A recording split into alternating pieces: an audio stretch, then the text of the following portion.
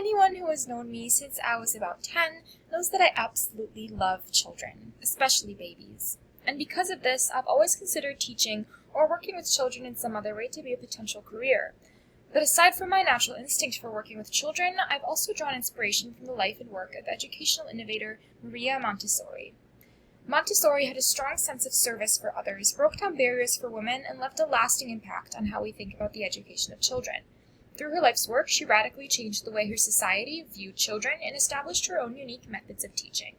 Join me as we look at the legacy of Maria Montessori by looking at her childhood and education, her her career, and her lasting impact. According to Association Montessori International, Maria was born on August 31st, 1870, in Chiaraville, Italy. Her father, Alessandro, was an accountant in the civil service, and her mother, Renate Stepani, was an intelligent, well-spoken woman from a wealthy family.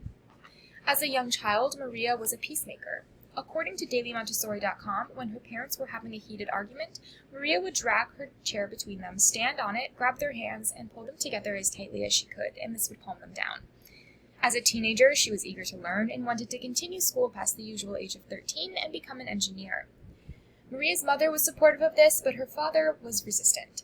Maria's parents wanted her to become a teacher, as this career was becoming more open to women, but Maria was determined. Willing to give her a shot, the family moved to Rome so Maria could attend a boys' technical school to study mathematics and engineering. However, Maria's interest blossomed, and she became particularly drawn to medicine. At the age of 20, she was accepted into the University of Rome. After 6 years of hard work and dedication, she graduated at the age of 26, becoming one of the very first female doctors in Italy. Now that we know more about her upbringing and education, we can look into her early career. According to the Encyclopedia of Education, after graduating, she was appointed surgical assistant at the Santo Spirito Hospital in Rome. Maria worked primarily with the poor and especially with their children. Caring for these children made her realize that intelligence is not rare and that all children should have access to education. In 1897, with the care for children growing, Maria volunteered for a research program at the psychiatric clinic of the University of Rome. As part of her work, she would visit Rome's asylums for the mentally disabled, looking for patients she could treat at the clinic. On one particular visit, the caretaker of a children's asylum complained about how the children would grab crumbs off the floor after their meals. Maria realized that the children were not grabbing the crumbs because they were hungry, but because they were desperate for sensory stimulation, and this deprivation was contributing to their disabilities. Scanning the bookshelves for more information on mentally disabled children, Maria came across the works of Jean-Marc Gaspard Itard and Edouard Seguin. Both of these men had worked with special needs children and had excellent ideas on educating them. Through reading their books, Maria embraced the idea of a scientific approach to education based on careful observation and experimentation. According to an article on StateUniversity.com, in 1989 at a Congress on Teaching and Learning, Maria presented a paper on her ideas on the education of the mentally disabled. She was convinced that these children's problems could be addressed with better teaching. Impressed by Maria's determination, the Minister of Education asked her to give a course of lectures informing other teachers on the education of special needs children. Out of this course came the State Orthopedic School, of which Maria was appointed director. The 3 years that Maria was director of this school was a period of intense activity. She trained teachers, taught mentally disabled children, and developed and tested a variety of new practical teaching methods, which included learning how to prepare a meal, folding clothes, washing dishes, and many other everyday skills. Maria's methods proved successful when she got her students to pass an exam for normal public school children. Determined to make a bigger impact, she left the orthophrenic school and immersed herself in her own studies of educational philosophy and anthropology.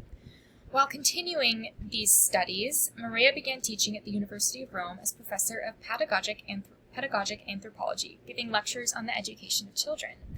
An opportunity to test the ideas she developed for the mentally disabled on normal children came when a housing project opened in San Lorenzo, one of the worst slum districts of Rome. The parents there were unable to look after their children during the day because they had to work. Maria gave up her position at the University of Rome and her medical practice to teach these children.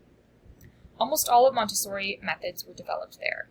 Her first class consisted of 60 students, ranging in age from 1 to 6. She was given a room which she equipped with child-sized chairs and tables. This became the first Montessori school, which she named Casa di Bambini, or the Children's House. The children were fascinated by the materials she introduced. The puzzle maps, colored beads, and specialized rods and blocks were unlike anything they'd ever seen. Maria argued that the educator's job is to guide the child. A child who fails in school should not be blamed. It is the educator who has failed to teach. We know more about her career now, but let's take a look at the impact on how she impacted the world. News of her school's success spread through Italy, and by 1910, Montessori schools had been established worldwide. Maria first visited America in 1913, gaining support from Alexander Graham Bell and his wife Mabel, who founded the Montessori Education Association. Other strong American supporters included Thomas Edison, Helen Keller, and Margaret Wilson. In the following years, Maria dedicated her life to perfecting her methods. She wrote numerous books on the education of children and was nominated for the Nobel Peace Prize 3 times.